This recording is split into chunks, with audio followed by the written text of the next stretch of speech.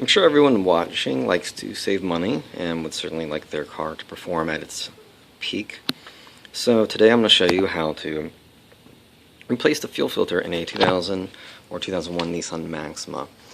There are some videos and some write-ups for the model ending in 99 and also for the 2002-2003, but the 2000 and 2001 are completely different than any of those models. Different part numbers, it looks different, so I wanted to fill that gap between 99 and 2002 and show you how to do this. So the first thing you want to do is you want to remove the fuel pump relay.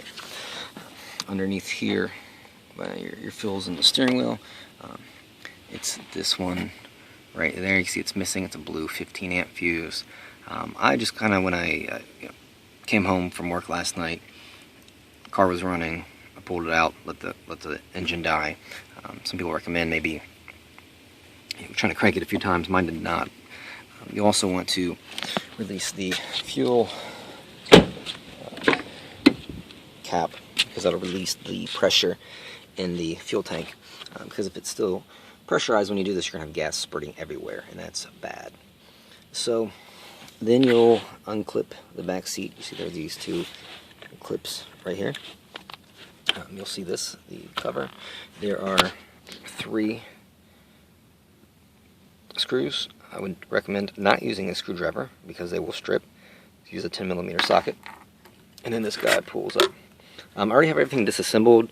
Some of the write-ups online already kind of show you this process. This is the easy part, so I wanted to show you kind of the hard part because I've been having some trouble with it this morning, and I thought it might help some fellow Nissan Maxima owners out. So you'll have the thing here, obviously. You remove this, and then you have your two fuel lines right here. You kind of squeeze that in and pull them off. The factory service manual recommends not twisting them, but I found another way to really get it off. But the key with any of this stuff is to be careful. It's 14 years old. These parts are fragile. They can break easily. And if you break them, you're kind of screwed. So you'll pull those off. You'll see here, there's my fuel tank. When I was doing this, I saw a lot of kind of sediment around here, so I used some compressed air before I even took this bracket off. So clean that off. This bracket is held on by 6 of these little guys here. Again, I would not use a screwdriver. You can see that's all rusted, so I'm sure that would strip very easy. Just use an 8mm socket and you'll be good. So you pull that off. Make sure you got to kind of finagle it a little bit because of the fuel gauge arm or whatever it's called. Because you'll see over here it's curved, and you definitely don't want to mess that up because it'll screw up your gas gauge. So here I have everything kind of exploded view.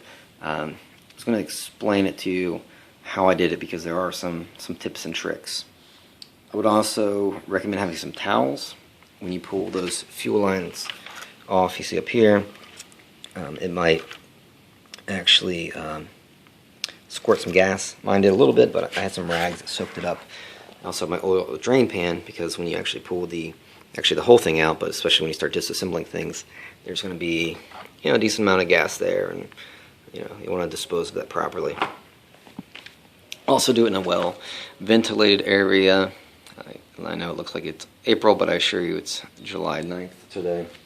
And I would highly recommend wearing one of these masks because you'll get a very nice headache if you don't. Also, make sure you have the right parts. This is the new, or sorry, that's the old O-ring. Mine wasn't bad. Some people say theirs is all kind of messed up. Mine's not too bad. The O-ring part number is 17342-01A00. It's a pretty common Nissan O-ring. You'll get it at the dealership. I think mine was like around $11. It's always some odd amount, like $10.68 or $11.32 or whatever. The filter, which is this guy right here, comes with that hose. That part number, and this is just for the 2000, 2001 Maximas or Infiniti i30s. This is not for any other model Maximas. Is 16400-2Y922. And I got mine on eBay for like 25 shipped. I'm not sure how much the dealership sells it for. I know my dealership sometimes has like 10% off coupons and things like that. So, I don't know, get it wherever you can find it cheapest.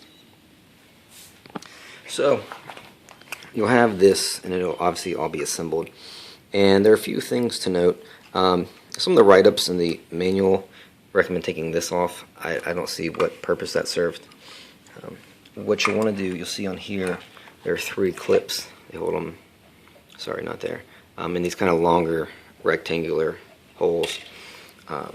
You want to kind of pull that out, use a flathead screwdriver to do that, because you'll need some room to work.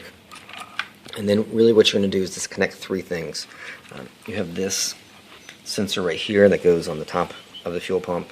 It's not too hard. You have to stick a screwdriver in there and kind of pry it up. Again, be very careful. If you screw that up, you're kind of screwed. You see here all these connections, just kind of soldered on there, and I'm sure they're, it's well done, but they obviously don't have a lot of strength. So you want to be careful. If you're trying to pry something off, it happened to me a couple times. I was trying to pry something off, and my hand slipped, and obviously you can see how easy those might break. Then you have the 2 fuel things here. This is the most difficult part, and this thing I had most trouble with, and the thing that I see a lot of people online have trouble with. So this is kind of what I want to help you with.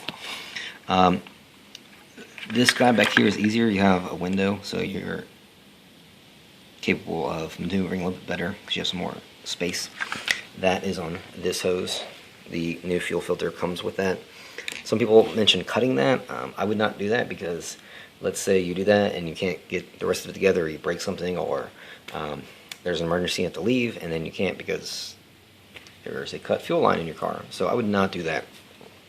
Really, again, with these, you squeeze them and you pull down. I would highly recommend having somebody help you, because again, the surface manual says not to use tools. You can see I kind of used my needle nose pliers and kind of scraped it up a little bit. I'm sure those can snap pretty easily, being so old. I would recommend having somebody help you, somebody to squeeze it either with their fingers or with some pliers, and then you kind of pull down. This one here was the most difficult, and that's the one you see kind of closer to us, because one, you don't have a lot of room. You have to kind of maneuver around all of these things. I saw one write-up on the Maxima.org forums that mentioned taking that off. I would highly recommend not doing that. The factory service manual recommends removing it at the top. I actually tried doing that at first using a precision screwdriver. Did not work. If you pry that off, it can break. You would have to epoxy it on. Who knows if it would be on there good. I don't know what part that is or what the part number is. It just seems like a big mess. So don't mess with that.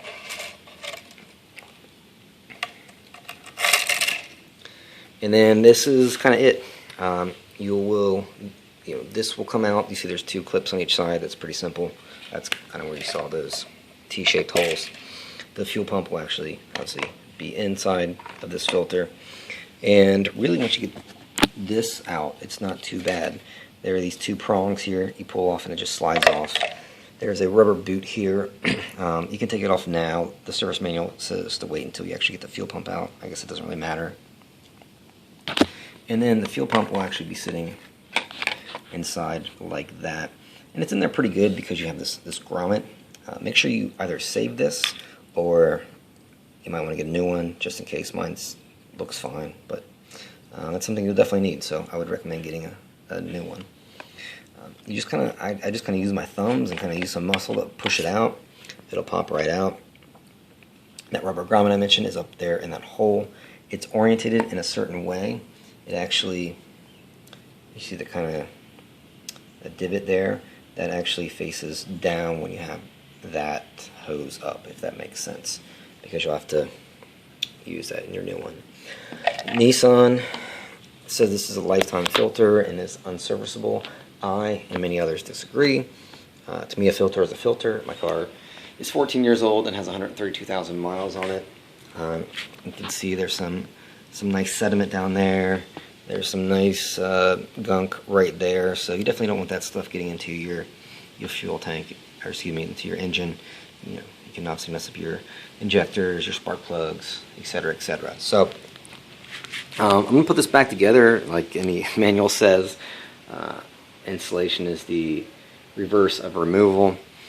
So I'm going to put this all back together, and hopefully my car runs better and gets better gas mileage.